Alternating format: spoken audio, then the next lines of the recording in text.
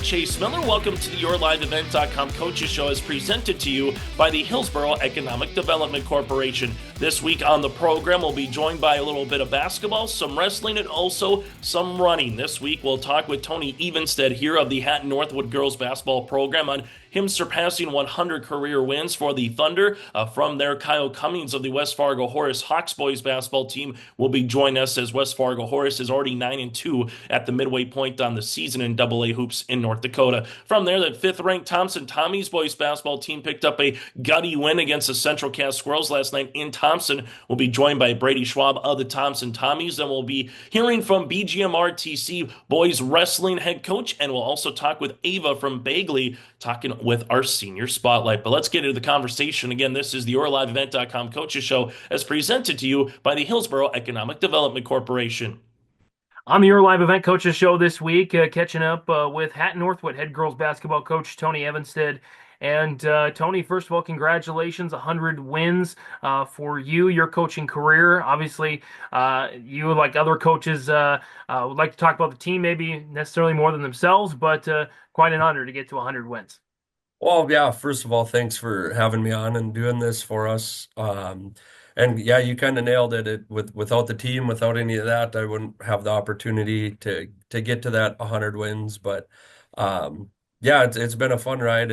There's been a lot of ups and downs throughout the years. I know my first year we only had 3 wins, so thinking of that all the way back then, I had thought I had to coach for 30 some years to get to this point, which was never really a thought, I guess. But we got there this past week, and it was pretty fun to see and celebrate that with this group of girls. It was pretty special. As you take a look back over the 100 wins, are there any games in particular, any moments, anything in particular that stands out for the first 100 for you?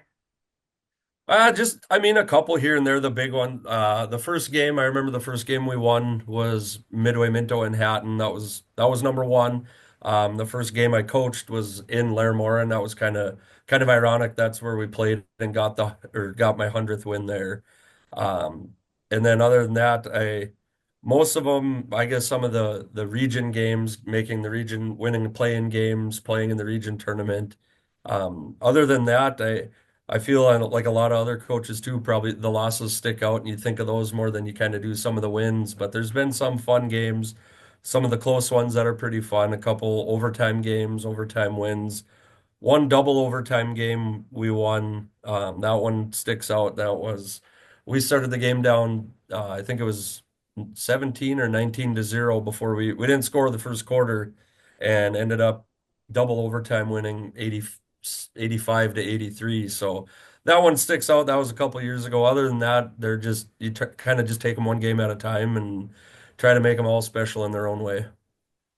Did you always want to be a coach? Was there somebody that inspired you to take up the coaching, or is it just kind of something that kind of fell into place for you? Kind of a little of both, I think. When I was younger, I kind of was going between being a car mechanic or working on vehicles and becoming a teacher.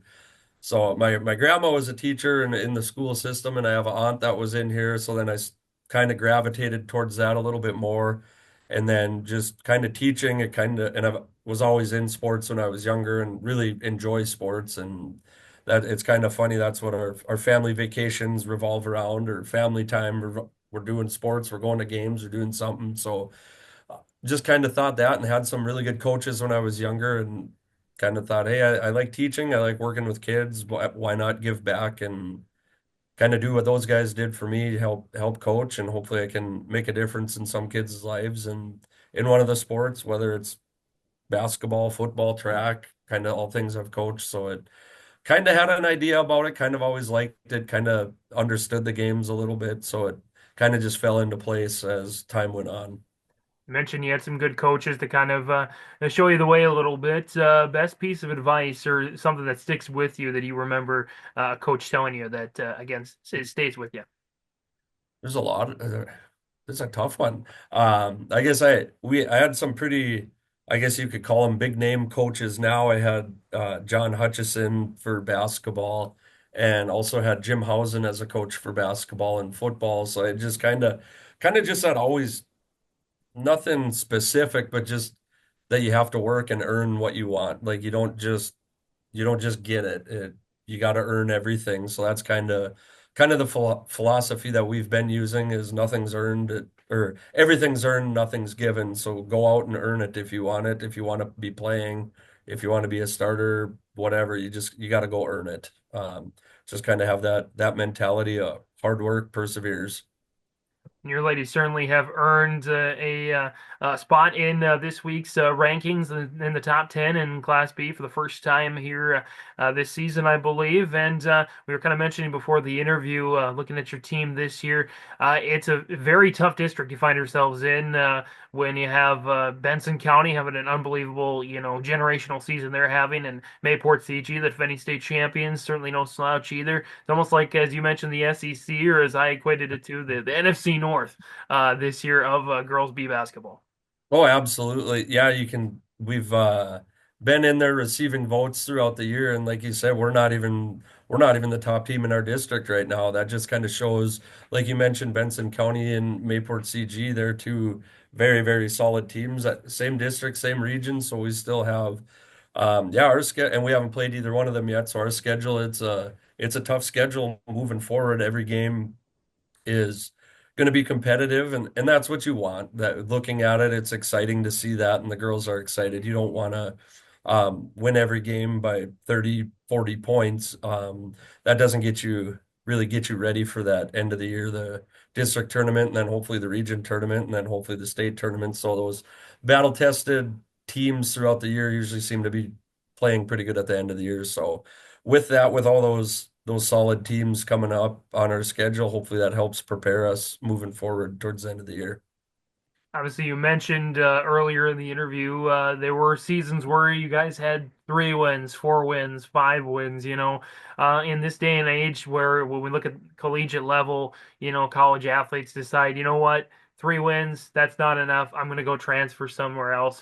How gratifying is it knowing that, yeah, there were some lumps, there were some difficult seasons, but Hatton-Northwood girls basketball is at the stage where it is now, winning these games.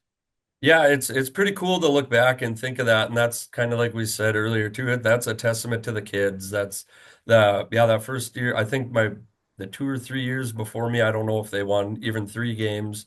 That first year, the very first game, I don't know. We lost by 16, 18 points, whatever, and a lot of them were super excited, and the fans were happy because it wasn't a 30-point game. So you got to find those small victories right away and just continue to build. Yeah, so we went three, then the next 3 years we got stuck on 9 wins. So we were 3-9-9-9. And then just kind of I think the culture of our program that we tried to start when I first took over, try to build that culture and keep it rolling. And now I think it's kind of not necessarily we're not stuck, but it's we have a good culture going or the program, and that like we said, that's the players. They kind of understand the culture from freshman year on. They get involved with it and make it their own culture, following our certain things that we really really focus on. So they kind of make each season unique in its own, but it's still Thunder Girls basketball. So we want them to be proud of that, follow that culture, and continue to build and make it so it wasn't just always we'd talk about when teams would look at their schedule. We never wanted to be the Hatton-Northwood easy win, tough lot. Like we didn't want that. We wanted to be, they're going to be a tough team to play, and hopefully we've gotten to that, and we can keep that and keep us on the radar for other teams.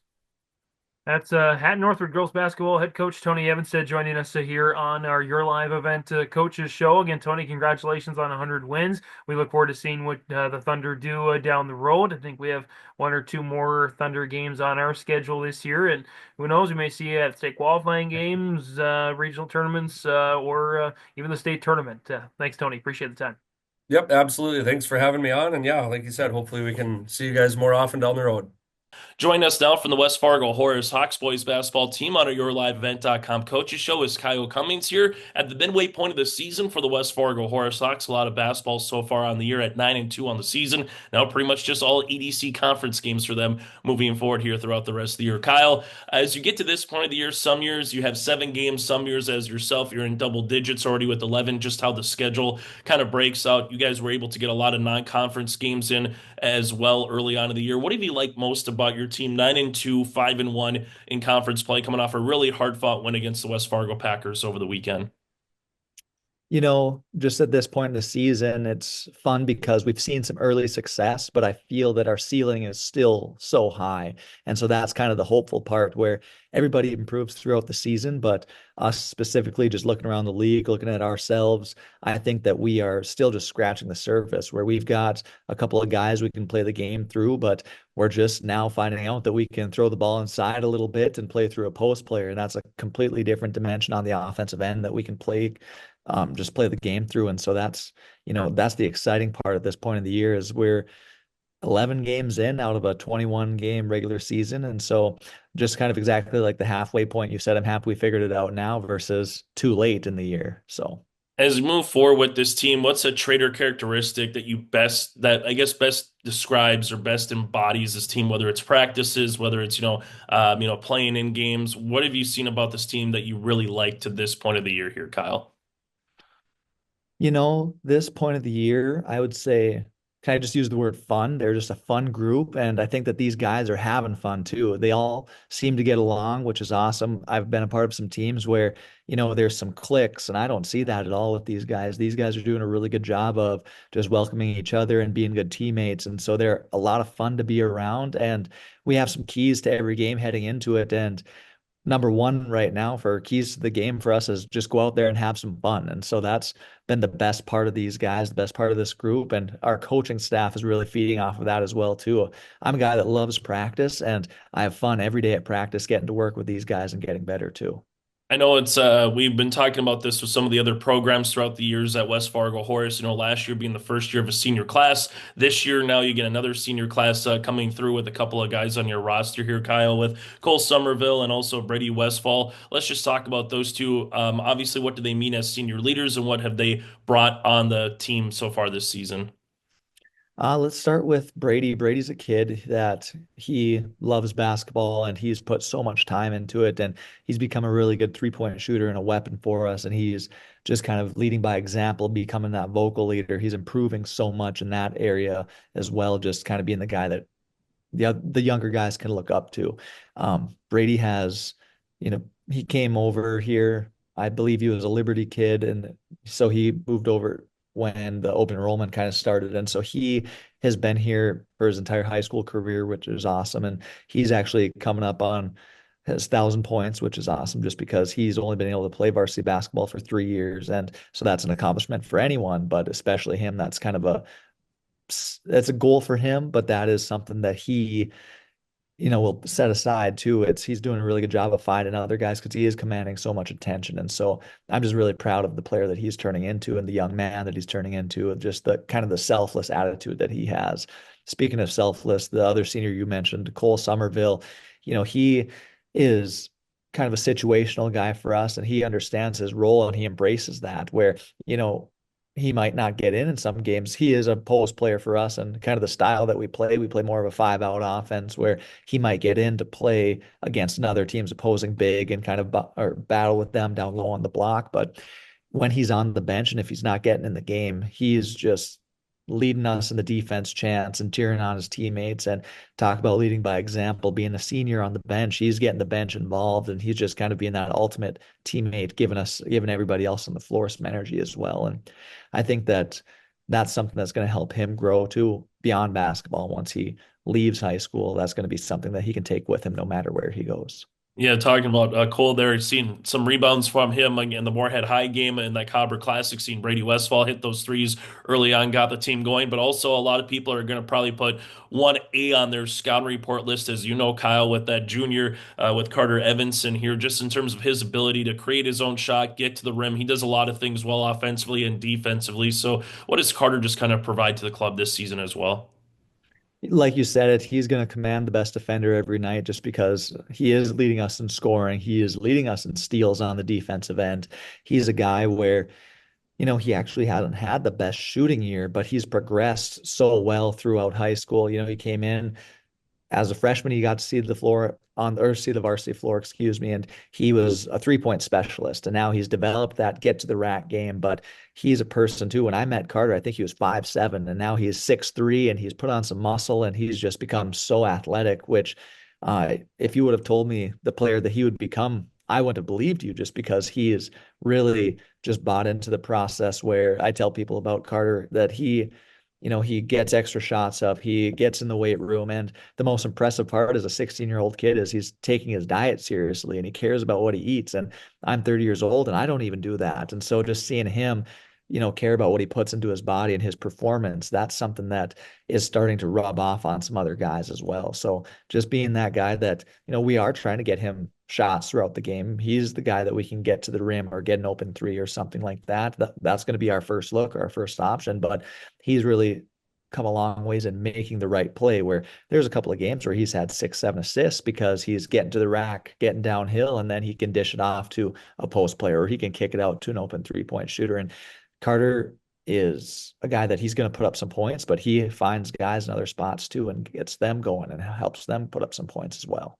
I know this has been a developing theme over Horace because you are the new kid on the block, because there has been a lot of elder classmen. I know it's coming for certain programs. Some programs are there. Some programs are another year or two from having a lot of upperclassmen, but that means some underclassmen kids, Kyle, get an opportunity to get on the varsity floor and see what they can do, whether it be at the C squad, JV, or at the varsity level here. So what do you like from the guys that are freshmen and sophomores, so to speak, those underclassmen who are getting those minutes in that run so far on the floor this season? We're getting to the point now where we have 2 seniors, we have about 6 juniors on the varsity roster, but the rest is made up of sophomores. Last year we started Aiden Green as a freshman, Evenstad as a sophomore, and then Brett Livingston was a freshman, kind of being our sixth man. And now this year we're starting 2 sophomores with Aiden Green, Brett Livingston, but off the bench we have Ryder Myshak, a sophomore, and Owen Terrace, a sophomore as well. And those guys, they are just kind of a product of now that we can kind of keep some guys at the younger levels. We might not need to pull up as many kids to compete right away, but Owen Terrace is stretched out to be 6'3", 6'4". He's another guy with some length that we can play 1 through 5, and Ryder Myashak being a situational kid that we can put in against a zone, or if we need some shots up, he's kind of a 3-point specialist as well. But those first 2 guys that I mentioned, Brett Livingston, he actually set the school record for rebounds for us on the boys side. He put up 18 against Fargo North, and he just had his first double-double. And only as a sophomore, we're relying on him to grab a lot of those rebounds for us. And then Aiden Green as a sophomore, they both had great football seasons, but now Aiden's shifting to basketball, and he is our point guard. He's our one. He's the guy that we want the ball in his hands just to get other guys going, where he can handle some pressure, and he is physically starting to develop where he can kind of handle other guys defending him full court. And that's a tough task as a sophomore, but I couldn't be more proud of those young guys stepping up when we need them to. And, they brought some big minutes to us, and all of those sophomore guys have closed out at least one game for us this year. And so that's huge. The future's bright with, we mentioned the 2 seniors that'll be graduating, but those 4 guys, they'll be stepping up and they'll be able to fill their shoes next year and for years to come, I think, too. Final thing for me, Kyle, before we let you go, you got Fargo Shanley this weekend on Friday. Then you kind of get to the second round of the double round robin, so to speak. You just about have played nearly everyone in conference play once. What is the challenge, or what's fun as a coach? Because I know with 3 divisions, everyone was curious how stuff would kind of line up. You get to see districts in Division B play each other once. You might play each other twice just for a non-district game. You might play crossover region games. In A, you might play a team 4 or 5 times just if you see them twice in the region. You might see them, at state. You might see them in a region tournament. You can get that as well. Obviously, in the EDC, playing someone maybe 3, 4 times if you get through the EDC conference and get to the tournament and get to state. So what is a challenge, or what's fun as a coach playing teams a second time, keeping that similar structure in the EDC? No more 2-point games, which I know for some coaches is good or bad, but you get to see everybody twice here, Kyle. The good thing as a coach is we do a scouting report for every game. And so just kind of keeping tabs on guys and watching how they progress and get better throughout the season, we can tweak our scout. But we, as the EDC, we have a league pool where we share everybody's game film. There's no secrets, which is a good thing for getting ready for the games, but a tough thing, we have to start looking at if we're going to run a certain set play or a certain offense. If we know that they're going to scout it and try to take it away, what are the counters to it? What are the things that we can get ready for the second, or maybe, like you said, third time when we're playing some guys? And, I love the fact that we get Red River at home, Red River away, Cheyenne at home, Cheyenne away. Like you said, we don't have any 2-point games or anything like that. But the scary part is coming up on the second half of the season, or even getting ready for the tournament, is there are definitely some teams that I don't want to see come tournament time where, it's wide open this year, where we've had a solid start. We're 5-1 in league play, like you said, but, I'm not going to be surprised if we go 1-5 the second time around, just because it's wide open and there's no distinct, top 4 or bottom 4 like there has been in some years past. I think that this year it's wide open and we could finish anywhere between 1 and 8. And so that's kind of the scary part as well, but that's the exciting part. I want it to be a dogfight every night. I want it to be competitive every night, thanks to that 3-class system. Yeah, and as a broadcaster, it makes a lot of fun calling games as well, for sure. Kyle, thank you so much for your time. Best of luck here throughout the rest of the season with the Horace boys basketball team. Thank you. Thanks for having me on, Chase. Appreciate it. Treat yourself to a great career at American Crystal Sugar Company. Team up with quality people making quality products. Full-time and year-round in a stable business. With great pay and benefits, including time off available from day one. American Crystal Sugar Company invests in you to promote your continued growth and career advancement. Grow your career doing your best work within the world's best beet sugar company. Apply online today at americancrystalcareers.com. Don't be fooled by that beat-up old cap.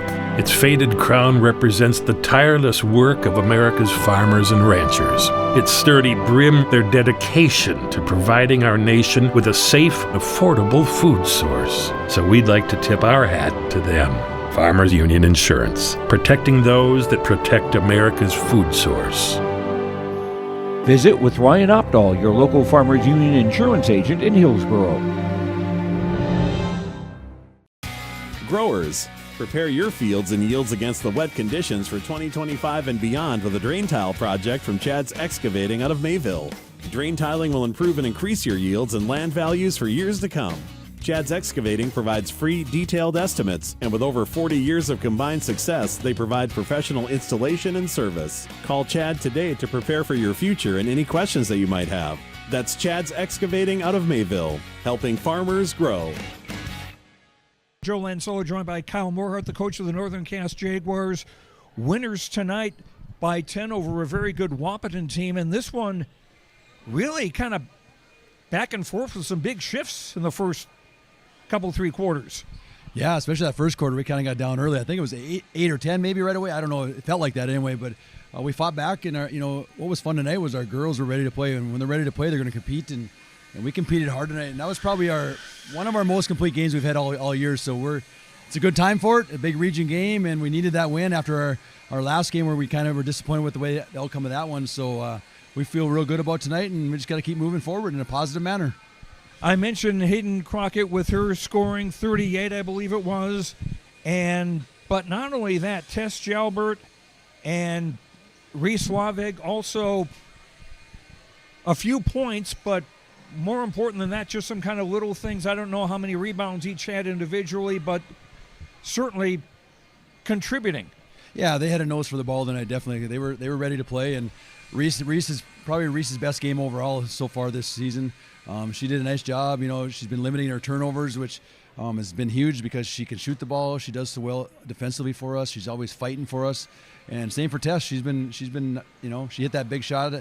That was one of those shots in the corner. I said, "Oh no, great shot, yes." At the time, but I've been telling her, "Look for your shot," and she was ready to shoot the ball, and that's all you ask. And it was a good time for it, and she knocked it down. So her confidence is rising too. And she's got a knack for the ball, and she's was a starter last year, so she's got a lot of experience. So I'm just happy with those 2 girls and just the total team effort tonight. And Wahpeton Scout Woods got her points into the 20s, and that 7th grader of theirs that we talked about, Piper Nelson. And I was actually saying to Hayden just as while I was talking to her a few minutes ago that be kind of interesting to see her and Piper Nelson long-distance game of horse. Yeah, no kidding. That young girl's got some range, doesn't she? For a 7th grader, you can tell she's put time in at an early age. She was fun to watch. I didn't know and once she got confident, she was really looking for a shot in that first half especially. And then we finally found her a little bit, and she didn't get as many easy looks. But, yeah, what a credit to her as a 7th grader, and she did a nice job, and very happy with that. And then you mentioned Hayden, and I was very happy with Hayden's. She found the girls nice. She had some nice passes underneath the basket there. Girls were open, and she's going to get her points, but she did so many other things that really helped us tonight, and it was huge. And you out-rebounded them. We did. I know we were fighting hard in there. I just didn't know we out-rebounded them. I knew we'd be close. I've got it 39-26. They had more offensive boards, but then again, I may not be the best counter. If we watch the tape again, it might show a different number. But still, that's significant, to be able to compete with them rebounding. And that's really about the desire to do that. I thought Liv did an incredible job in there in that paint. She grabbed a lot of boards, a lot of ones she was just fighting for position and took away some of their big girls, and then our other girls got the rebound. So it was a good team effort in there, but they didn't back down. We're definitely a size disadvantage, and I thought our girls were really fighting in there, and just very proud of them tonight. But again, it's one region game, but we just got to now we got to build on this. We got to build on this, and hopefully the girls realize, like, hey, we can do something here if we're ready to play each night. And that's what I'm going to stress for them. We just got to make sure we are focused and we come to play, and we have a purpose in each game, and we play hard and we play together. And if we keep doing that, we'll have some success. And you've got a big region game coming up on Thursday at Valley City, and apparently you've played them once before. Yeah, we played them in the Barnes County for that championship, and it was a great atmosphere. All of Valley City hometown home game there at the college there, so they had a lot of. It was a loud crowd. It was a good atmosphere for us, and we played with them the first half. I thought we felt really good about the first half, and then they really opened up in that second half. We're going to go in with some confidence. After this win, this will help us. And then, to me, they're one of the top teams in the state. They have two inside girls. They have perimeter shooters. They're a well-rounded team. They got it all right now. So, it's going to be a tough task. But if we come and show up like we did tonight, we'll have a chance to compete. And all I ask is we compete each night. So we'll go in there and hey, why not us, right? Why can't we beat them? Somebody's got to beat them. Good point. Kyle Morehart, coach of the Northern Cass Jaguars. Congratulations on the win tonight. Hey, thank you. Good to see you again. Okay. Kyle Morehart, coach of the Northern Cass Jaguars. Winners over Waupun tonight, 70-60. We'll run down the scoring here and finish things up from Northern Cass after these words on YourLiveEvent.com. As we come back now on our post-game show, brought to you in part by Tommy's Express Car Wash. Join us here from the Thompson perspective. That is Brady Schwab. And Brady, I know you said you thought you might be a little rusty after a week off, but the biggest thing is you found a way to grind out a game. Maybe not your best top-to-bottom team performance, but you still found a way. Every time Central Cass got up by 2 possessions, got up by 7, you kept yourself within striking distance, a really good close to the third quarter, and found ways to get second-chance opportunities in the fourth. Just what did you see from your team for 32 minutes of basketball here today, Brady? Yeah, I thought, you hit the nail on the head, Chase. I thought we played hard the end of the third quarter and then into the fourth quarter. Unfortunately, I didn't think we did that in the first half. I thought we got out-scrapped. I thought kudos to Coach Norman and his guys. They came in and they outplayed us for a better part of the game. But, to your point, we found a way to win. It's been a week. I know they had a week off too.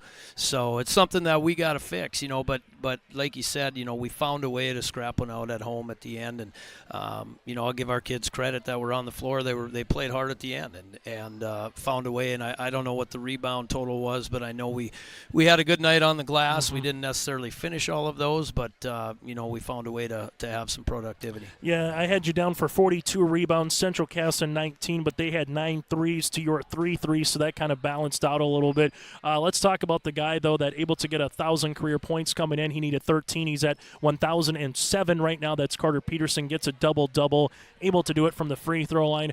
Just talk about anyone in particular that's able to reach an accomplishment like that and what he means to this program. Yeah, it's a milestone, right? And especially with the transition the last 2 years to Class A and the teams that we play play, the size of guys that you're playing against, and the magnitude every night. It's a testament to the time put in the weight room and those types of things. So I think Carter would be the first guy to tell you no one gets to a milestone like that on their own. There's plenty of guys that have paved the way and have made those assists and done those types of things. So hats off to him for the work ethic. Hats off to our kids. They were excited about it. They wanted him to get there tonight at home in front of the home crowd. And again, it's one of those things that when you put in time, hopefully you get rewarded for it. And this is an individual milestone that, something you can talk about the rest of your life. But at the end of the day, we needed those points tonight. In the fourth quarter, I don't know how many he had, but, there was a stretch there where he had 2 or 3 in a row, and they were big points, and then making the free throws. So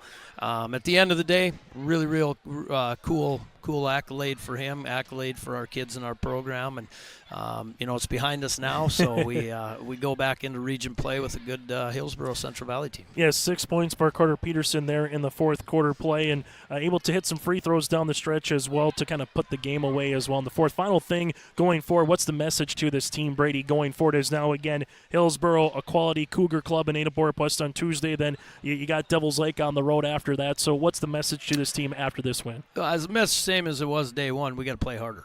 And that's just the bottom line. 32 minutes, doesn't matter who we're playing against. We got to come out and we got to compete for 32 minutes. Tonight I thought we probably did for about 12.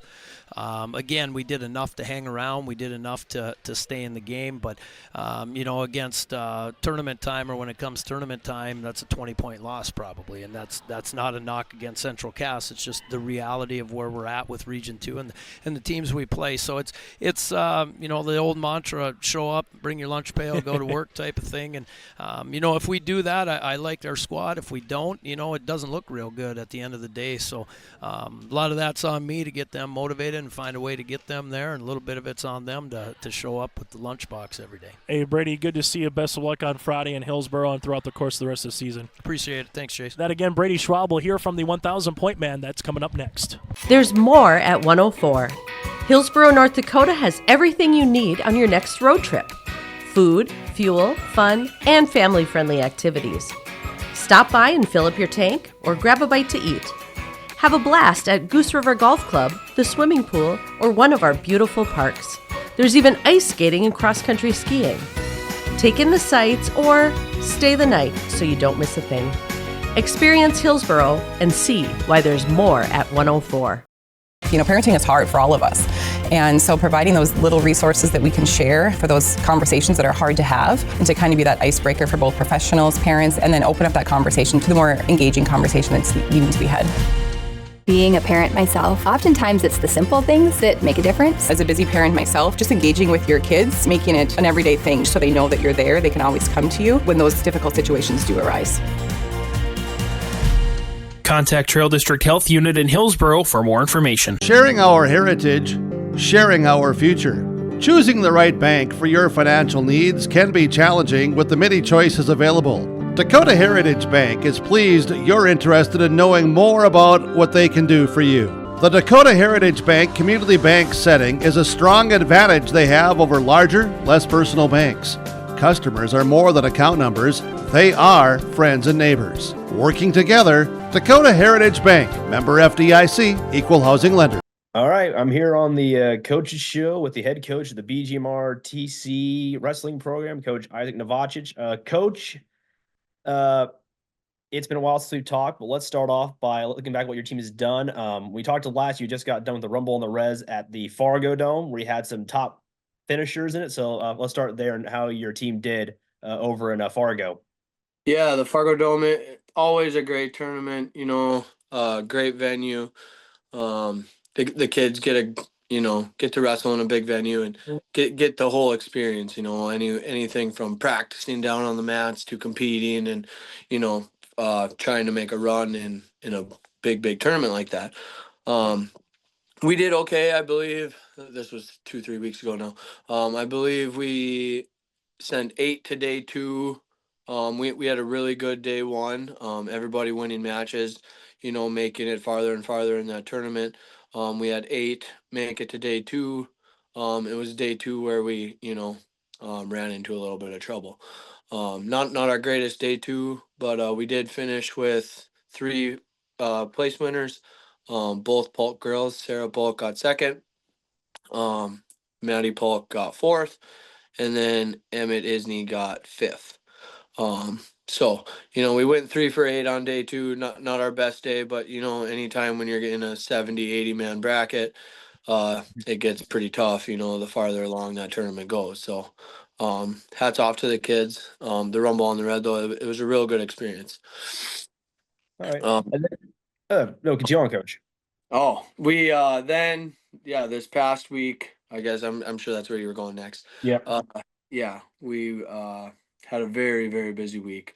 So, starting off with our section schedule, we went to Frazee on Tuesday, fell to them, overall though, and us other coaches talking on the way home. We thought we wrestled a lot better than the score was. Frazee's got some very tough guys up top. And that's where our better kids are, or our older kids. And, we were in a lot of matches, but we were taking some breaks, and then we ended up falling behind. But I thought we wrestled very well. We gave Moorhead a AAA school, fits, and it came down to one of the last few matches. And Frazee, a section powerhouse.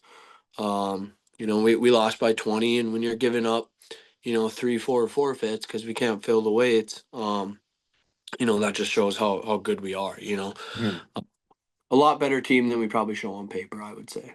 Yeah. And without those forfeits, obviously that's a lot closer score for your team if those matches aren't even scored. So exactly, most schools we're starting, basically you could say we're starting down 24-0. And when we're only losing by 18, 15, 20 points, the matches that are wrestled, we're winning a lot of those matches. So hats off to the guys who are competing. We're wrestling pretty well, I would say now. From Frazee, we went on to Fertile in kind of the same scenario. I think we lost 45-24. Two very balanced teams, but there we gave up 5 forfeits. So now you're giving up 30 points. So it's just one of those things that small schools have to deal with. It's really hard to fill a team. Pretty excited for the future. Our numbers are really good. But right now, we're going into duels and we're winning a lot of matches, but the score, makes us look like, well, we lost, Yeah. But yeah, we lost to Fertile 45-24, but then we did get our first win of the season against Black Duck. Kids wrestled very well. Still not perfect, but well. And we did win that one 45-20, I think.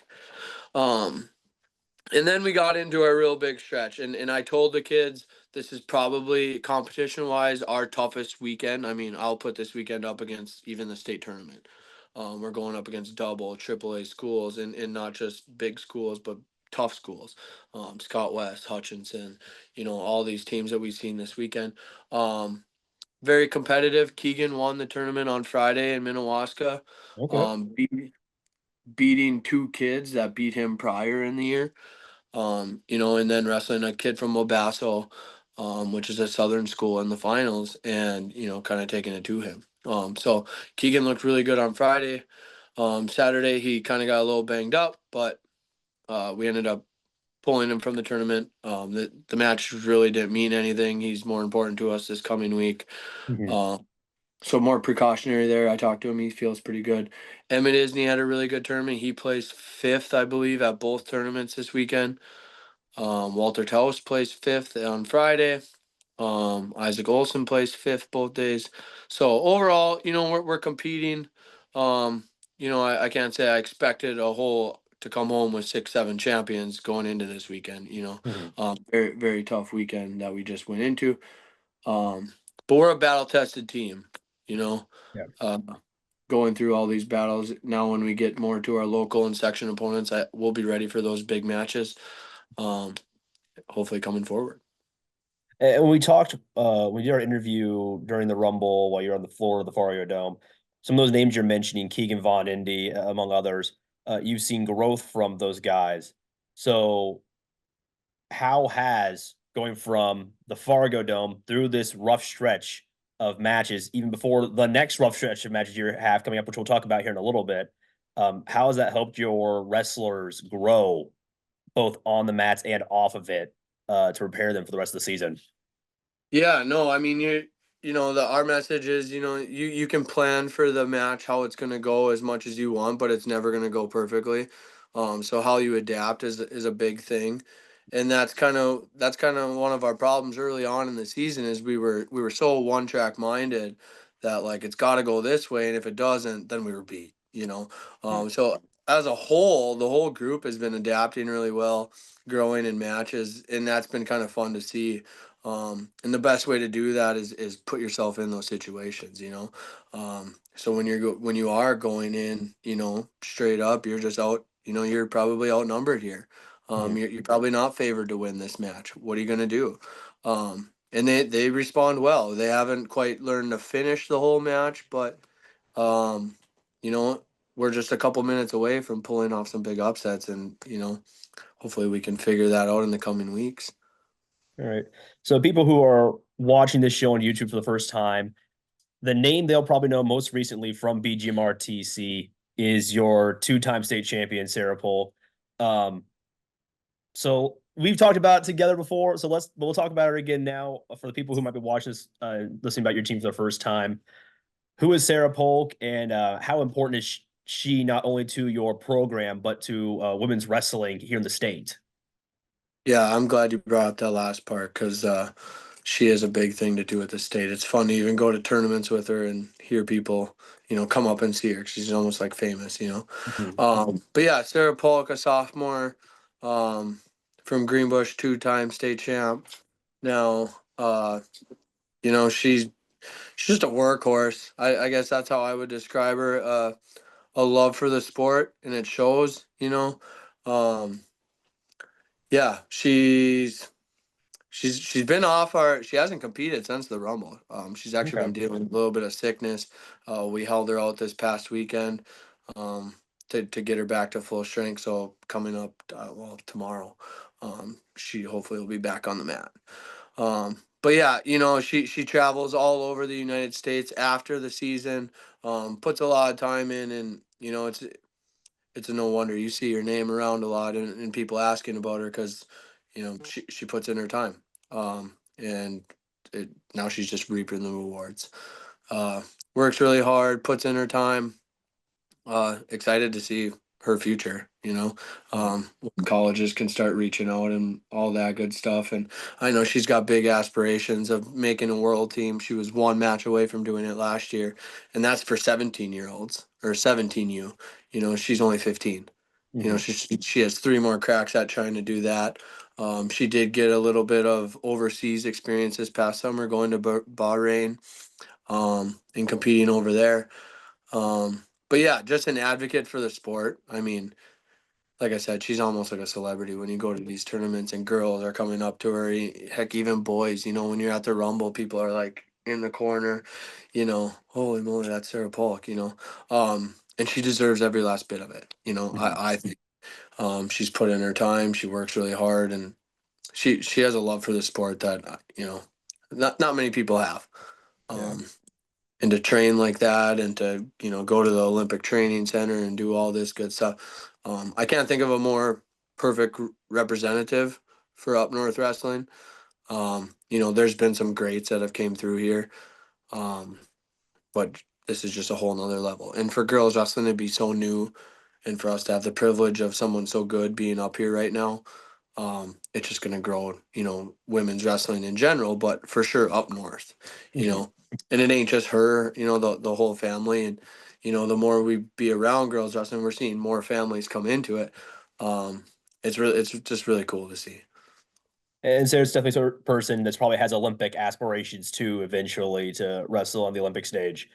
But she's not the only Polk. You mentioned it. You also have the other sister, Abby Polk, who wrestles as well. Maddie. Maddie Polk. My apologies on that one. But your women's team is growing. You have a lot of good wrestlers. So how have you seen the growth of your women's team since you started having a women's side at BGMR-TC? Yeah, I mean, it's one, like I brought up earlier, we kind of struggle with numbers, so it's nice to just have that, help fill in the room. Um, the boys are really good at working with the girls if they're, willing to. And yeah, it just, when I'm a big believer in you're a product of your environment. So when you have a lot of good wrestlers around you, you're just bound to keep growing, right? And I think the girls around the school are starting to see this, like, hey, we got first year wrestlers competing for section titles. I kind of want a piece of that, and it's slowly growing. The whole success is contagious thing. Everybody wants a little piece of the pie, and wrestling, that's one of those sports where if you're willing to put in the work, you can eat all the pie you want. But if you're gonna just sit around and go through the motions, somebody else is gonna probably take that chunk from you. Right. And we preach that. We preach that a lot. Um, the success doesn't go unnoticed, and usually people who are finding success they're probably putting in the work. So we'll shift gears a little bit here. You were talking about earlier how you guys are currently low on numbers, but you're excited about the future. So what does the future of BGMR-TC wrestling look like right now? Are you going to be able to field an entire duel's worth of wrestlers in a year, 2 years time? It might be, yeah. No, I think so. I mean, even next year, we only have one senior this year. We bring in like 4 or 5 next year. We'll be young, but yeah. I want to touch in on the elementary a little bit. It's funny that we're doing this now. We have like 75 kids, 70 kids in our elementary. So that's really good. And they went to a Fergus Falls team tournament and individual tournament this past weekend, and they won that tournament this weekend for the first time in probably since I was in elementary. I mean, it's been a while since they've won that tournament. And the parents, it's just cool to go on social media and to see it be blown up about elementary wrestling and all the parents excited about it. So hats off to them and everybody who's dips their hands into the elementary program. It ain't a one-man show. It takes a village to, uphold a pretty good program, which I think we are. So it's cool to see the elementary program succeeding again. Our Nutley's cares there for a while. Not even sure what the future looked like for Gator wrestling, but to see it back in the right direction and having success, that's really cool to see. So the future's growing over in Swamp right now for I sure hope so. It looks promising for sure. That's fantastic. So let's end off by looking at the schedule ahead for you guys. Tomorrow, so the 14th, we'll say tomorrow. January 14th, you take on Mahnomen Wauburn and Thief River Falls in Mahnomen Wauburn. 2 tough opponents. Then you get a chance to go to wrestle Thief River Falls again at the Ralph on the 17th. That's a tournament. Yep. The big tournament. So let's look at those 3 meets coming ahead. What is the outlook for your team look like against Mahnomen Wauburn and TRF, as well as the tournament over at the Ralph? Yeah, so a try tomorrow in Mahnomen. Thief River, they're a pretty good team. That's kind of thing. If you can fill a full team, you're gonna compete with us, just because we give up opens. Mahnomen section opponent. I'm just kind of hoping the guys are going in there itching to win. I can't say we necessarily ended this past weekend on high notes, but now that we're back locally and against section opponents, these matches are starting to mean something. I'm really hoping we can go in there and just like in Fertile, we might not win the duel, but we might go and win 6 matches, of 8 that are wrestled. I guess my message to the guys were, it depends on which you shows up. I've seen you at your best. I've seen you at your worst. You got to learn to try to be at your best, every single day, be consistent. And if we can start to do that, watch out. I want to wrestle us come later on. Saturday, that's another cool venue at the Ralph Engelstad. I guess Friday night the girls are there. But then Friday or Saturday, the boys are there. Just a real cool venue at the Ralph Engelstad, a mini state tournament, I like to call it. 20 teams there. So a full day of wrestling. All right. Basically a mini section tournament is kind of how I look at it, but there's a lot of our teams in our section and in other sections, but a big Class A tournament, few Double A teams, but nothing too extreme. We should be competitive, and if guys start getting down to their weights and wrestling tough, we're going to be real happy leaving there on Saturday, I think. All right, so it sounds like it's gonna be another full week for the Gators in terms of wrestling. And after that, you only got a few more left. You got Foston. You get to wrestle in Badger one time. The Roseau Triangle that we've talked about before on the Yep. coach, and some other ones until you get to the state tournament. So, Coach, thanks for your time. And if you get a chance, folks watching, make sure you get, if you can go this week, and go to Ralph Ingolstadt, watch the Gators wrestle out there. And if you can't, get out to state tournament time to see the like Sarah Polk and Keegan Von Indy wrestle for the Gators. So again, Coach, thanks for your time today. And that's here for the Coaches Show. Thanks, Brandon. Welcome into our senior spotlight portion of our Coaches Show. I'm joined by Bagley senior Ava Phrakaham and a UND commit for track and field. Just take us through the recruiting process and why you settled on UND. So my recruiting process was, I mean, of course, any athlete that goes through the recruiting process is going to say it was really stressful. But also it's a dream come true. Like, even though it's hard, there's so many other kids that would love to do. There's so many other people that maybe they don't have the opportunity to. So I'm super grateful that I got to go through it, even though it's hard. But I went and visited about, let's see, I visited 4 schools. Mostly I visited North Dakota, Minnesota, and then 1 school in Kentucky. And I had great relationships with all the coaches. It was a cool process. It was amazing. But in the end, obviously I chose UND, and I just love their facilities there. Was really what surprised me, honestly, because I've never known much about their campus or their facilities. I haven't looked into that much before I visited them. So I loved their facilities, and they're renovating. So there's obviously that, super nice. And then the coaches are amazing. Who recruited me was Coach Molly. She's so nice. The team's so nice. So I really felt at home there. And that was definitely my main goal while I was looking for a school. Well, you mentioned that you felt at home, and you're going to be pretty close to home, so I imagine that your family is pretty happy with your decision as well. Yeah, definitely family, friends. My high school coaches are super excited. Yeah, they thought obviously it's cool to go visit in Kentucky, but they definitely weren't like hoping I would go 15 hours away or whatever. So yeah, they're pretty excited, and I definitely am excited for that aspect, having support, being able to be there.